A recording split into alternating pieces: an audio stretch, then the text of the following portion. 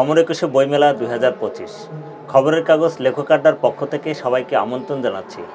আজকে আমরা আড্ডা দেব আগামী প্রকাশনী নির্বাহী পরিচালক ও ময়ূরপঙ্খী প্রকাশনার প্রকাশক মিতিয়া ওসমানের সঙ্গে। মিতিয়া ওসমান আপু, আপনি কেমন আছেন? ভালো। আচ্ছা, এবারের বইমেলাটা আপনার কাছে কেমন লাগছে? হ্যাঁ, এবার আসলে একটু অন্যরকম পরিস্থিতিতে মেলাটা শুরু হলো না, আমার ভালোই লাগছে যে আমরা মেলার প্রথম থেকেই অনেক লোক দেখতে পাচ্ছি। গতবারের তুলনায় আমি দেখছি যে এবার অনেক অনেক বেশি লোকজন আসছে। সে তুলনায় হয়তো বিক্রি সেভাবে হচ্ছে না, কিন্তু প্রচুর লোক আসছে, তো এটা খুবই ভালো লেগেছে দেখে। এবারের বইমেলাতে আপনার প্রকাশনা থেকে কি কি উল্লেখযোগ্য বই বের হচ্ছে? আমাদের একটা শিশুতোষ প্রকাশনা আছে আমার, সেটা হচ্ছে ময়ূরপঙ্খী। তো আগামী সাধারণত মননশীল, সৃজনশীল, একটু সিরিয়াস ধর্মী বই প্রকাশ করে থাকে। তো আমাদের অনেক প্রবন্ধ, গবেষণাধর্মী, তারপর রাজনৈতিক, বিশেষ করে এই ধরনের বইগুলো একটু বেশি আমরা প্রকাশ করি। তো এই বছরও কিন্তু এই ধরনের কিছু বই আছে। আমাদের ডক্টর সলিমুল্লাহ খান স্যারের, ওনার একটা নতুন বই আছে আমরি আহমদ সফা, এটা ওনার নতুন বই। তারপর ফরাদ মাজিরের অনেকগুলো বই আসছে এবার, প্রায় 4-5টা বই এবার চলে আসছে। ওনার শেষ বের হলো একটা সাক্ষাৎকারের বই। তারপর প্রতিরক্ষা এটা বই। তারপর আমাদের হুমায়ুন আজাদের রচনাবলী বের হওয়ার কথা, আশা করি এখনো হয়নি, হয়ে যাবে। তারপর আরও কিছু ধরনের গবেষণাধর্মী বই আছে, যেমন সমাজ বিজ্ঞান গবেষণা, এটার একটা বই আছে। তো এই ধরনের কিছু সিরিয়াস ধর্মী বই আসতেছে। আগামী প্রকাশনী তো এমনিতেই একটু গবেষণা দেবে বা হুমায়ুন আজাদের বই বের করতো বা একটু এক্সেপশনাল ধরনের বই বের করে। তো এখন কি ওই আগের যে বইগুলো, ওগুলোর কি চাহিদা আছে বা নতুন কোনো এরকম কোনো বই পাচ্ছেন কিনা, পাণ্ডুলিপি পাচ্ছেন কিনা? না, সবসময় বইয়ের চাহিদা আছে, বিশেষ করে হুমায়ুন আজাদের বইয়ের, যে উনি তো এখন একটা চিরায়িত বইয়ের মতো, সবাই নতুন নতুন জেনারেশন তার বইগুলো পড়ছে, তার বই সবসময় চলে।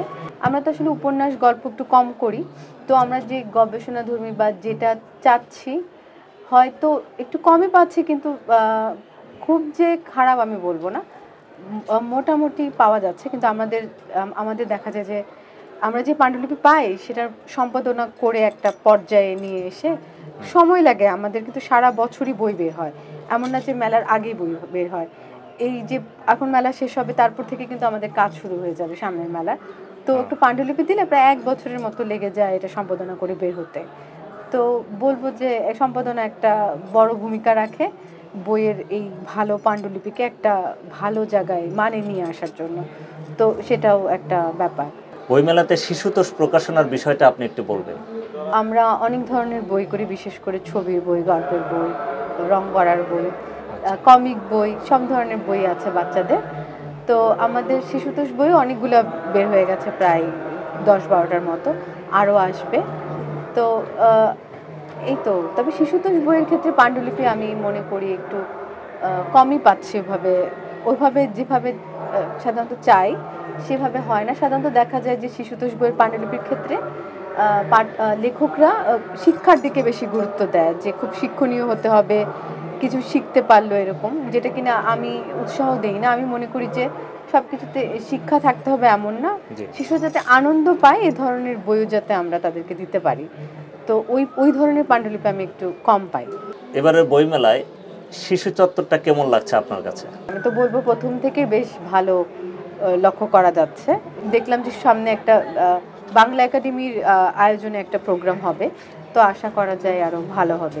শিশু চত্বরটা কি মনে হয় না যে আরো শিশু বান্ধব করা উচিত? হ্যাঁ, শিশু চত্বরের একটা বড় বাজেট দরকার এটা নিয়ে কাজ করার জন্য। বিশেষ করে যখন শিশুরা হাঁটে, ওই জায়গাটা তো উঁচু নিচু, হাঁটতে গেলে ব্যথা পেয়ে যাচ্ছে। যদিও আমি বলবো আগের তুলনায় কিন্তু এবছর যথেষ্ট উন্নতি করেছে, একটা সুন্দর গেট করেছে, ঢুকলে মনে হয় যে একটা শিশু চত্বর, এরকম একটা ভাব আছে। কিন্তু যে শিশুদের চলাফেরার ক্ষেত্রে একটু প্রবলেম হয়ে যায়, উঁচু নিচু, এই জায়গাগুলোকে আরো কিভাবে ভালো করা যায় শিশুদের জন্য, এটা একটু দৃষ্টি দিতে হবে বাংলা একাডেমিকে। বইমেলায় পাঠকরা কি ধরনের বই বেশি চায়, আপনার কি মনে হয়? তবে আসলে সবসময় দেখা যায় যে বইমেলায় হাইপের বইগুলো বেশি চলে, যেগুলো মানে গল্প, উপন্যাস, যেটা সোশ্যাল মিডিয়াতে বেশি জনপ্রিয় ব্যক্তিত্ব বা তাদের বইগুলো একটু বেশি হয়তো অনেক চাহিদা আছে। কিন্তু এর মাঝে আমি বলবো যে একটা পাঠক থাকে গবেষণাধর্মী বা মননশীল, সৃজনশীল বই খুঁজে, হয়তো কম, কিন্তু ওটারও একটা পাঠক আছে। কবিতার বইকে আপনি কতটুকু প্রাধান্য দেন? কবিতা বই হচ্ছে সব থেকে বাংলা একাডেমির যখন দেখা যায় মেলা শেষ হয়, সব থেকে প্রকাশিত বই হচ্ছে কবিতার বই। সব কবিতার বই সবাই লেখে কিন্তু কেউ পড়ে না।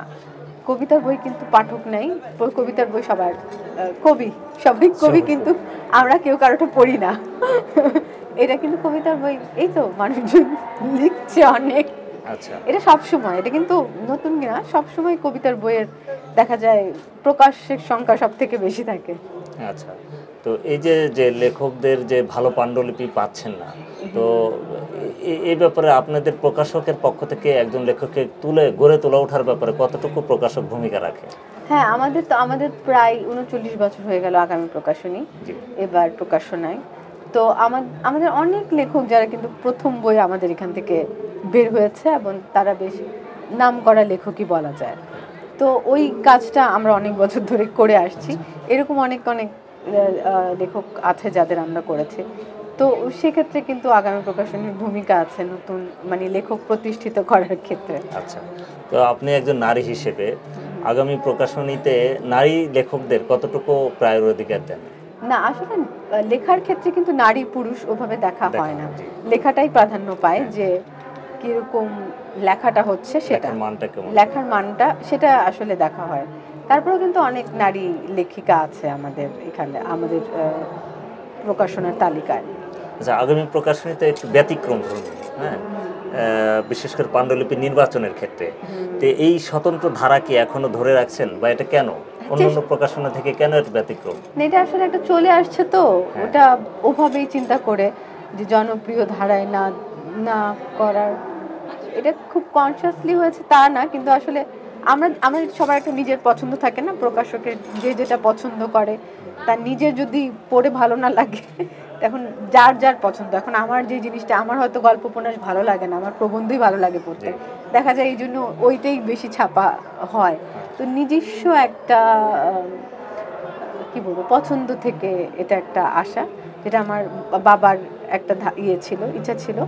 উনি মুক্তিযুদ্ধ, তারপর মুক্ত চিন্তা, আমাদের স্লোগানটা হচ্ছে মুক্তিযুদ্ধ ও মুক্ত চিন্তা, এই প্রত্যয়ে আগামী প্রকাশন। তো আমরা মুক্ত চিন্তার বই, মুক্তিযুদ্ধের বই সাধারণত বেশি করেছি প্রকাশ করি। আচ্ছা, বইমেলা তো লেখক পাঠক প্রকাশকের একটা মিলন মেলা, তো আপনি এই মিলনটা কতটুকু পাচ্ছেন এবারের মেলায়? এবারের মেলায় আমার আসলে খুব বেশি আনাগোনা নাই, তারপর কিন্তু অনেক নতুন লেখক, অনেক ইয়াং আমি রাইটারদের দেখতে পাচ্ছি, তাদের প্রচুর আনাগোনা মেলাতে। তো বইমেলায় তো আপনার প্রকাশনার ব্যবসা অনেক দিন ধরে, তো আপনি কি মনে হয় যে বইমেলাকে আরো কিভাবে সুন্দর করে সাজানো যায়, বা বাংলা একাডেমি কিভাবে সহযোগিতা করতে পারে বলে আপনি মনে করেন? আমি মনে বাংলা একাডেমি আস্তে আস্তে কিন্তু প্রতি বছরই চেষ্টা করছে নতুন কিছু। এবার কিন্তু বেশ ভালোই আয়োজন, খারাপ বলবো না আমি, ভালোই করছে।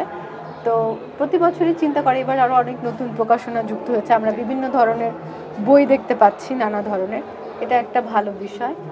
আর প্রচারণা তো প্রচুর হয় আমাদের এই মেলার, সব টিভি মিডিয়া আমাদের এই মেলাতে, প্রচারণার ক্ষেত্রেও কম নেই এই মেলার গুরুত্ব। আয়োজনের ক্ষেত্রে শিশুদের একটু গুরুত্ব দিতে বলবো, যেটা কিনা আমরা সবসময় একদমই গুরুত্ব দেই না। তো আমি বলবো যে বাংলা একাডেমি শিশুদের দিকে একটু ভালো মতো নজর দিতে। আর শিশুতোষ প্রকাশনার ক্ষেত্রেও বলবো যে ওখানে যে প্রকাশনা হয় সব প্রকাশনা মানসম্মত না, অনেক প্রকাশনা আছে যারা কিনা পাইরেসি হয়, যেটা ইন্টারনেট থেকে নিয়ে প্রকাশ করে বই বের করে ফেলে, শিশুদের বইগুলা, বিশেষ করে ছবির বই, এই ধরনের বইগুলা। তো এই ধরনের প্রতিষ্ঠানগুলো একটু নজর দেওয়া, যে তারা যাতে মেলাতে স্থান না পায়, পাইরেসিটা কিভাবে, বা ওই ধরনের পাইরেটেড বই যাতে আমরা মেলাতে না দেখি, সেদিকে একটু নজর দিতে শিশুদের ক্ষেত্রে। মিতিয়া ওসমান আপু, আপনাকে অশেষ ধন্যবাদ সাক্ষাৎকারটি দেওয়ার জন্য। প্রিয় দর্শক, লেখক আড্ডায় আজকের মতন বিদায় নিচ্ছি আমি সঞ্জিত সকাল। আগামীকাল দেখা হবে নতুন কোনো অতিথির সঙ্গে। প্রতিদিন চোখ রাখুন খবরের কাগজ লেখক আড্ডায়। খবরের কাগজ, নিখাদ, নির্ভীক, নিরপেক্ষ।